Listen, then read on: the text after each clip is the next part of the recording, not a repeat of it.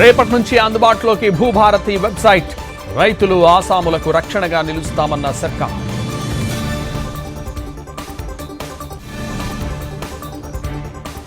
AP రాజధాని కోసం మరో 44,000 ఎకరాల భూ సమీకరణ. 2-3 రోజుల్లోనే సిఆర్డీఏ నోటిఫికేషన్ విడుదల. ఎస్సీ వర్గీకరణపై వేగం పెంచిన తెలంగాణ సర్కార్. రేపు జీవో విడుదల చేసేందుకు కసరత్తు.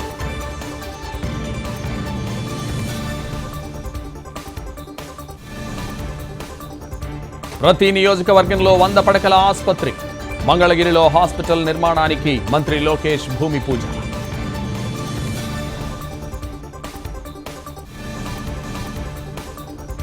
హైదరాబాద్ పాత బస్తీలో మెట్రో పనులు ప్రారంభం.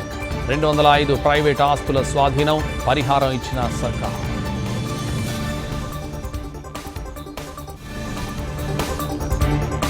వక్ఫ్ బిల్లుకు వ్యతిరేకంగా వెల్లువెత్తిన ఆందోళనలు. బెంగాల్, హైదరాబాద్లో నిరసనలు.